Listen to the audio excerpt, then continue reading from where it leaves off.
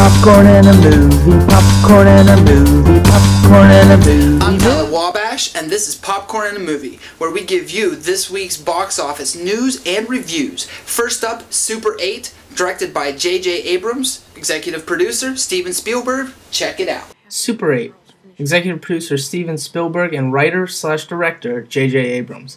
Cast containing Kyle Chandler as Jackson Lamb, Ron Eldard as Luis Denard, Noah Emmerich as Colonel Nellick, Joel Courtney as Joel Lamb, Riley Griffiths as Charlie Kaznick, Ellie Fanning as Alice Denard, Ryan Lee as Carrie, Zach Mills as Preston, Gabriel Basso plays Martin, Michael Hitchcock plays Deputy Roscoe, and Glenn Turman as Dr. Woodward. Was on that freighter, we don't know. We've gotten calls from people who found local dogs, but the calls coming in aren't local. Lucy! It's like they all just ran away. I've got property damage, I've got theft. I've got 9 people missing now. There are things happening around here that I can't explain.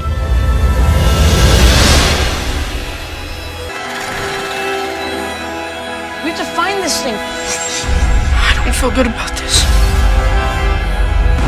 Go! I saw it.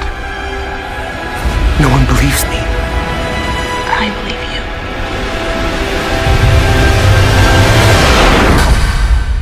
What the hell? So, as you can see, the young kid with his camera catches some extraterrestrial sort of stuff on it. Seems very similar, like something else in the 80s. Was that E.T.? I don't know. Maybe Steven Spielberg is actually chronicling his life, and he's actually seen extraterrestrials. I don't know, but check out the movie. It looks like it could be pretty good. I don't know, maybe I'll give it 2.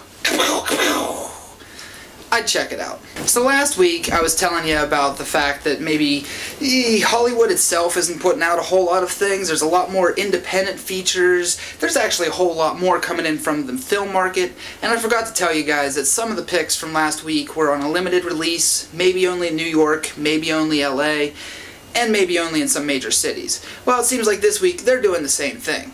There's 3 of them too, and I don't know if it's our culture or maybe the stuff we see on TV, but we're moving further and further away from the escape of the movies and more into real life, I suppose that's what you could call it. We have a documentary out there right now. It's called Just Like Us, and it's about the Middle East and maybe the humor scene, the comedy scene there. Check out the trailer for yourself. I'm not going to say whether that's crap pile or not. You would take a gamble going to see it. Second one is more of a mockumentary from Norway. The only thing that came out of Norway that was good for us Americans was IKEA. Just kidding. That was Sweden. I'm not that stupid. But this movie seems kind of interesting, kind of fun, more of a mockumentary, Blair Witch Project style, so maybe give that one a try. And the third one is The Trip, which I don't know what it is with America and our obsession with the British, but I don't know. You give someone a British accent and we're like, oh, hey, that's a really good movie. Actually, the trailer seemed interesting, and that's a little more of a documentary-style film yet again, and I don't care how many different festivals you've went to and different mentions you've gotten from, but that's really nothing you should be putting in a trailer. If you can't capture somebody with the story, or with the acting, or with the visual effects, then it really shouldn't be worth it. You shouldn't have to put that stuff on screen. Not saying that The Trip did that. I thought The Trip did a very good job with their trailer, making it seem like something that I would want to check out. It's got a little bit of comedy, a little bit of the documentary, so give it a try. So going along with the foreign flick thing, we have Viva Riva, which is a New York mobster movie gone south of the border. I don't have any idea. I mean, the trailer seemed kind of crap pile. Anyhow, moving on to the next thing, we have Bride Flight, another foreign flick coming over here to America, and I don't know if it was supposed to be in French or Dutch or German. I don't know. I don't speak those languages. I only speak English. Not to be an ignorant American, because I know that's how we are. But you know what? You watch something that appeals to you. So if you're like me, I'd rather see something that's in my native tongue. Putting that aside, I thought the trailer looked good, I thought the cinematography looked good, and I think it was interesting enough of a story that maybe Redbox rental, but maybe not $9 for a movie theater ticket. So, everybody likes a psychological thriller, right? I mean, you think about those movies like Donnie Darko and Memento, things that just blow your mind. Well, The Chameleon, it's only a limited release, but if you're lucky enough to get into a city that has it, I would say definitely give this one a try. It seems like it has enough of that intrigue to really make you think, and then when you leave the theater, you're going, "Ooh, what just happened?" And I think if a movie can do that, then they did a good job. But, my pick of the week. Judy Moody and the Not Bummer Summer. Ow! I would probably give that one. Reason being, kids are out of school. This seems like a good flick to take them to because, hey, kids get bored over the summer. They need stuff to do. So this movie follows along with the books and Judy Moody, and she has this not bummer summer. She's going out to find Sasquatch and all these other cool adventures that happen. And hey, if I was a young kid, well, maybe even a young kid inside of me, I'd want to check this out because, man, I want to do cool stuff over the summer too. Why not? And Heather Graham's in the movie? You can't complain about that. So, you know, definitely, if you have kids, take them. If you don't have kids, it might look a little bit weird. And I'm not saying you want to take like someone else's kids, because that might be weird too. So if you don't have kids, maybe just wait. But I would say that this is my pick of the week. So now, it's time for movie news.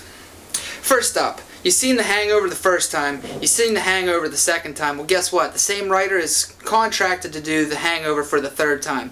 And you know what? After so many hangovers, I mean, don't you get dehydrated? I mean, doesn't your liver just kind of crumple up and die? I mean, the first one was formula A plus B equals funny. The second one was A plus B equals funny. So hopefully, for number 3, we break away from A plus B and maybe find a new letter of the alphabet. I mean, there are 26 of them. So we'll kind of be watching this one to see what happens with it. In other news, Noah Baumbach, and Jesse Eisenberg pairing up to do While We're Young. And you know what? I like Jesse Eisenberg. I think he has a good presence on camera, and he sells his role. So anything that he's in, I'll give it a try. He's been in some sketchy stuff before, but you can't tell me that The Social Network, come on, that was good.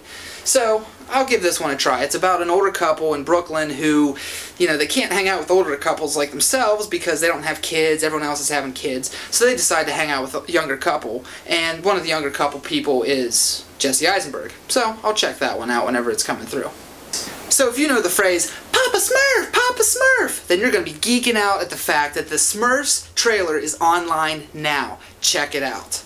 I give 2 shots just for the fact that the trailer's on there, and it's a movie about the Smurfs. And it has Doogie Howser. Wow, what a callback, man. This movie is just like kicking back to the old days. Check out the trailer. So now it comes to the most serious time in our Popcorn and a Movie review. There is news that there is a new trailer out there for the next installment of the Twilight series. Calm down, keep your screaming to a minimum. Check out the trailer, keep your pants on, the movie will come out probably as expected, and it will be what you expect it to be. Enough said. More news. I want to give some props to Tim Burton because there's this whole craze about doing everything in 3D. So he's doing this Dark Shadows movie with Johnny Depp. And I know they're like best friends and they always do movies together. But props to Tim Burton for not doing this movie in 3D. The quote that's online is a little hard to understand, but then again, it's Tim Burton. Crazy hair. That's why he's married to Bellatrix Lestrange from Harry Potter. But I do have to agree with him that some things should be 3D, some things shouldn't, and we shouldn't get all gaga about it. So Tim Burton, Dark Shadows, he is not going to do it in 3D. Not in 3D. For my next segment, I'd like to get up on my soapbox a little bit. I'm going to tell you a little bit about how I rate movies. I check out the trailers, I check out the synopsis, but basically it boils down to 2 things. Does it have a good concept, and is it delivered well? Because if it has a good concept, but it just doesn't deliver, like the cinematography's bad, the acting's bad, the music's bad, then it's probably going to go in the crap pile. And if it has like fantastic special effects and all kinds of action, but the concept's not very good, also crap pile. So if I find a movie to be really good, I give it 2 shots.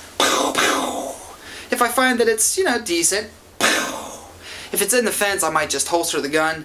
But anything beyond that, I put in the crap pile. So that's how I rate films. You're welcome to take it however you like. But I'm Tyler Wabash. This is Popcorn and a Movie, and I'll see you next week. Hey, while you're out, can you get me snow caps?